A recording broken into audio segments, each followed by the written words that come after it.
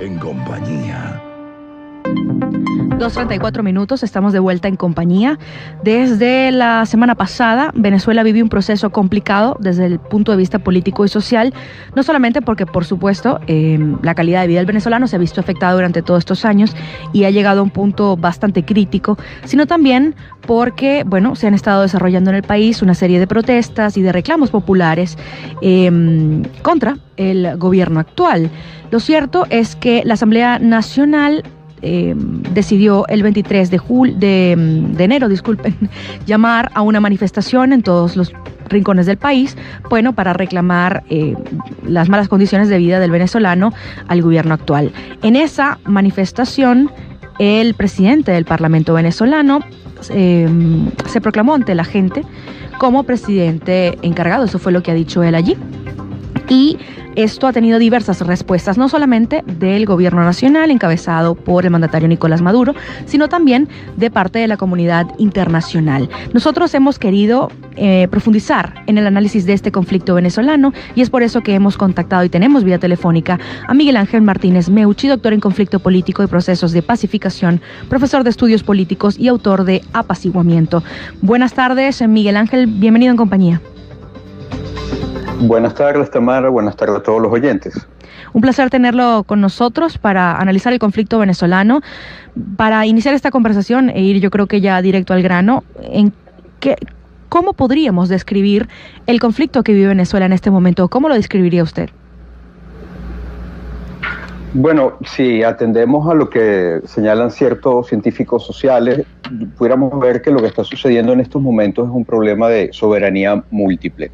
¿Qué quiere decir eso? Que tenemos dos figuras que de alguna manera están fungiendo como jefes de Estado, como presidentes de la República, en virtud de interpretaciones diferentes de la Constitución y de las leyes, ¿no? No es un proceso que haya explotado ahora y ya, sino que es un proceso que viene, digamos, siendo la consecuencia de la evolución de muchos acontecimientos a lo largo de los últimos 6 años, pero sobre todo de los últimos 2 años. ¿Por qué de los últimos 2 años? Porque a finales del 2016, bueno, se vio truncada la posibilidad de realizar un referéndum revocatorio, que en principio había sido convocado por la ciudadanía. Sin embargo, esa posibilidad fue negada, quedó en tribunales, y también hubo una suspensión indefinida por mucho tiempo de las elecciones regionales de finales de ese año.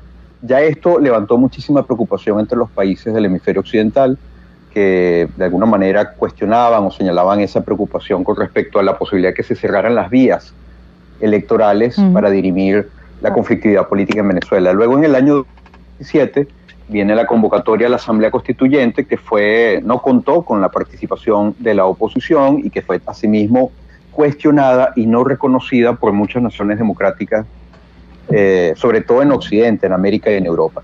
Y esto se vería acompañado ya el año pasado con también el desconocimiento de los resultados de la elección presidencial del pasado 20 de mayo. Entonces vemos que ha habido un progresivo posicionamiento de las principales democracias occidentales con respecto al gobierno que encabeza Nicolás Maduro y sobre todo a su legitimidad como presidente. Al desconocerse esas elecciones, pues lo que vemos es que a partir del 10 de enero, estos países, sobre todo los encabezados en el Grupo de Lima, Estados Unidos, Canadá, la Unión Europea, no reconocen a Nicolás Maduro como mandatario, principal mandatario del país, y entra en vigencia otra, o mejor dicho, se consuma otra narrativa y otra interpretación por en virtud de la cual el presidente de la Asamblea Nacional es el jefe de Estado. Entonces vemos dos jefes de Estado en una situación absolutamente inusual y que no puede durar demasiado tiempo en esta incertidumbre, sino que se tiene que decantar en una u otra dirección en los próximos días. A eso iba, porque usted ha acotado el periodo de este, llamémoslo conflicto, o de esta etapa conflictiva a 6 años, pero creo que ya en este momento está prácticamente en una etapa definitiva, bien sea porque se dé un cambio de político o porque se radicalice el gobierno actual.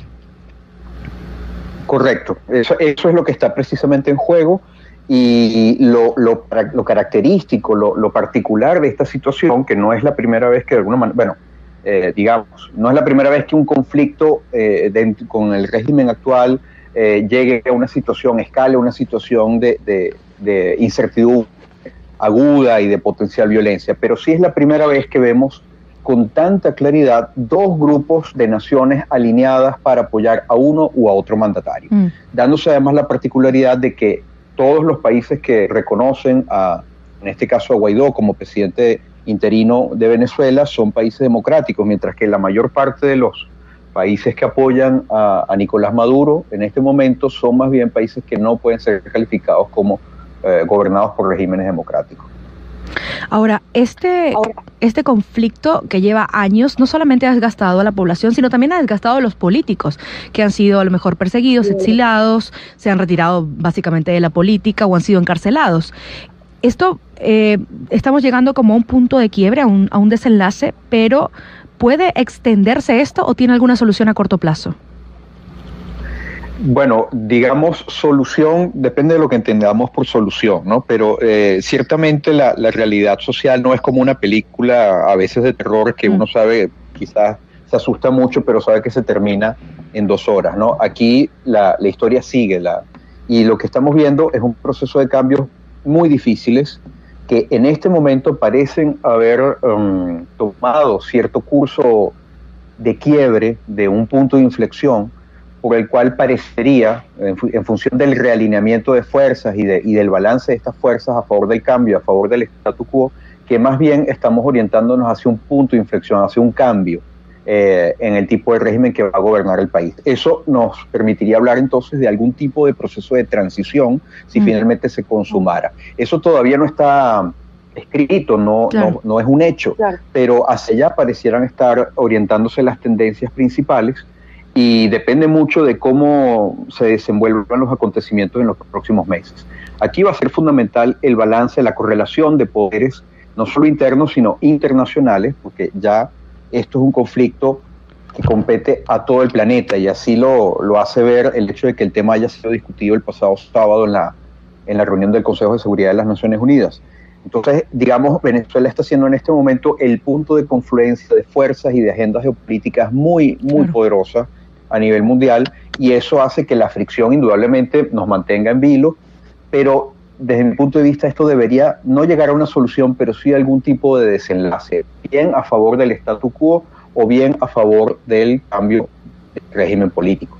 Eso porque no se puede mantener esta indefinición por demasiado tiempo, y en este sentido mucho va a depender de la posición que finalmente asuman las Fuerzas Armadas como bloque. Claro.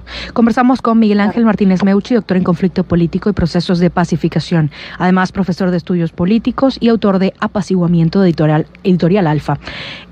Hablas de meses para el cambio, y hay gente que piensa que la alternabilidad de poder empezará en unos días, en unas pocas semanas. Esto, ¿qué puede pensar la gente para decir que esto se soluciona en días? Parece que es un problema muchísimo más complejo que, se ha ido construyendo en 20 o 6 años.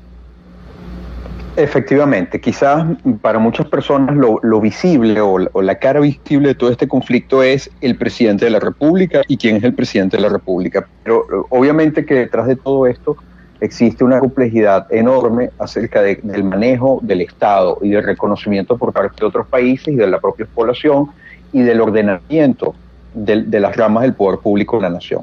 Entonces, aquí vemos que es un proceso muy delicado por el cual tendríamos que ver, en caso de que se fuera consumando paulatinamente el proceso de transición, tendríamos que ver diversas etapas o fases. En primer lugar, es fundamental la posición que asuma la Fuerza Armada como bloque. Sería muy peligroso que la posición no sea asumida como bloque, que se dividan, pues obviamente eso pudiera traer consecuencias desastrosas para el país. Pero uno tiende a pensar que más bien esa correlación de fuerzas internas dentro de las Fuerzas Armadas tendría que resolverse en una posición de bloque bien a un lado, bien hacia el otro lado. Eso es lo que daría, por así decirlo, el respaldo y la seguridad al gobierno que finalmente resulte que prevalezca, le daría la estabilidad necesaria para proceder con una agenda política. Si esta agenda política se orientara a favor del gobierno que reclama manejar Guaidó como presidente interino, veríamos a la Asamblea Nacional designando posiblemente, o es posible incluso que esta fase se adelante para ganar legitimidad y autoridad, designando a las autoridades directivas de diversas ramas del poder público, como pueden ser el Tribunal Supremo de Justicia o el Consejo Nacional Electoral. Esa sería una condición necesaria para precisamente comenzar a ejecutar verdaderamente en la práctica un cambio no solo de gobierno, sino de régimen político. Es importante ver que cambiar de gobierno quiere decir que cambian las personas que manejan el Estado. En cambio, el cambio de régimen político es el cambio del sistema de normas y de reglas que verdadera y efectivamente permiten el gobierno de la sociedad. Ahí estaremos pasando del régimen actual, que ha sido cuestionado por su desapego a las normas democráticas, a un sistema que aspiraría a ser precisamente democrático, por el cual tendrían que nombrarse nuevas autoridades en los poderes públicos para ir haciendo factible la posibilidad de unas elecciones en los estándares que reclama la comunidad internacional democrática. Esto quiere decir, habitualmente se habla de unas elecciones limpias, competitivas, justas, abiertas, que durante los últimos años pues, no han sido factibles. Y posteriormente también esto tendría que verse acompañado de una reforma, digamos, o un manejo, algo que de momento es algo muy difícil de prever, pero en cuanto a cuáles serían los cursos de acción específicos, pero indudablemente que habría que ver qué se hace con el aparato de gobierno propiamente dicho, los ministerios, el gobierno efectivo de la sociedad, los técnicos del gobierno. Todo eso requiere, dada la crisis en la que está sumida la nación, de la entrada de nuevas personas, de nuevos principios de gobierno, de nuevas políticas públicas, pero eso sería ya la última fase, ¿no? Pero para llegar a ese punto es necesario que se presenten y que se ejecuten los puntos anteriormente señalados. El nombramiento de cargos a lo mejor de representantes políticos parte de que el poder es de quien lo ejerce. En este momento parece que las dos partes ejercen su cuota de poder. ¿En qué podría desencadenar esto? Claro, en este momento cada uno de las figuras que lucha por obtener una plena legitimidad como presidente de la República y esa legitimidad entendida como el reconocimiento generalizado, interno y externo de la sociedad y de otros países. Estas figuras pues manejan determinados aspectos, digamos, del poder del Estado y fundamentalmente representados por el actual, digamos, la figura de Maduro y por la Asamblea Nacional. Ahora, es importante recordar que de acuerdo con la Constitución de 1999, la Asamblea Nacional es el órgano facultado para nombrar a las autoridades de otros poderes públicos.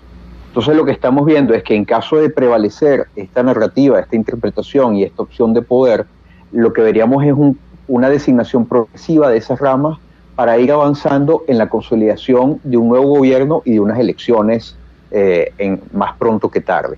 Pero estos procesos, que la ciencia política llama de transición a la democracia o de transición política en todo caso, están marcados precisamente por la incertidumbre, por la ausencia de la vigencia de normas claras y por un choque de poder efectivo entre las coaliciones que disputan el control del Estado. Y por lo tanto, lo que vamos a ver en los próximos días, por supuesto, es impredecible y depende mucho, en todo caso, del comportamiento de los actores y en primera instancia, sobre todo, de las Fuerzas Armadas venezolanas. Partiendo de, ya para ir terminando, partiendo de estas dos narrativas que no pueden continuar en el tiempo, surge la figura de la negociación bastante satanizada por muchísima gente que, bueno, producto también de algunos procesos fallidos en el pasado. Diálogo no es lo mismo que negociación, pero habría que hacer en este momento una negociación a lo mejor pública para hacer ver a la gente o a la opinión que de este proceso tan complicado no se sale si no es negociando condiciones. Sí, efectivamente, digamos, ha habido una satanización y yo diría hasta una vulgarización de los términos diálogo y negociación, efectivamente en virtud de lo que hemos visto en los últimos años, pero es indudable que en caso de no haber ningún tipo de negociación, lo que estaríamos hablando entonces es de una salida meramente por la fuerza.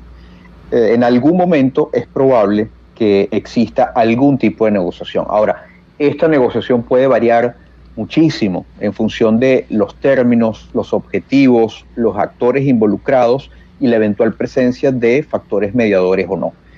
Los procesos de diálogo y eventual negociación que vivimos durante los años anteriores generalmente eran propuestos por Nicolás Maduro, y la práctica es que estaban diseñados para ganar tiempo, para ir obteniendo la aquiescencia de las fuerzas de oposición, para ir demorando la posibilidad de una movilización popular que quisiera perder legitimidad a Maduro, y por lo tanto no llegaban a acuerdos fundamentales porque sencillamente había un desbalance de poder muy importante entre uno y otro bando. Ese desbalance de poder se ha visto modificado severamente desde el mismo momento en el que esta coalición de países democráticos de Occidente, repetimos, Estados Unidos, Canadá, Grupo de Lima y la Unión Europea, han decidido apostar absolutamente por la figura del gobierno interino emanado de la Asamblea Nacional. Entonces, aquí vemos un cambio en la correlación de poder que obviamente pudiera conducir a una negociación, pero en términos distintos a los que se ha venido planteando en años anteriores. En este caso, los términos de esa negociación serían diferentes, y a lo que aspira esta coalición que aspira a tomar el poder es que esos sean los términos de un cambio de régimen político y de la salida del gobierno actual del Estado. Parece que entonces los días por venir van a ser, como ha dicho, inciertos y bastante complicados. La salida no es a corto plazo, el cambio no es a corto plazo, la solución a este conflicto no es a corto plazo. Habrá que también pasar por un proceso de negociación para tratar de minimizar los riesgos, tal vez. Muchísimas gracias por el tiempo. Gracias a ustedes, Tamara. Buenas tardes. Buenas tardes. Será Miguel Ángel Martínez Meucci, doctor en conflicto político y procesos de pacificación, profesor de estudios políticos y autor de Apaciguamiento, de Editorial Alfa, analizando con nosotros un poco de lo que ha estado sucediendo en Venezuela y cómo el conflicto en el que estamos atravesando puede solucionarse. Él ha dicho que no es en el corto plazo, que va a haber un proceso de negociación para poder establecer condiciones justas, y que estas dos narrativas no pueden sustentarse en el tiempo, por lo que tiene que haber alguna solución. 2:51 minutos, escuchamos a Bruno Mars con Treasure, enseguida volvemos con más de En Compañía.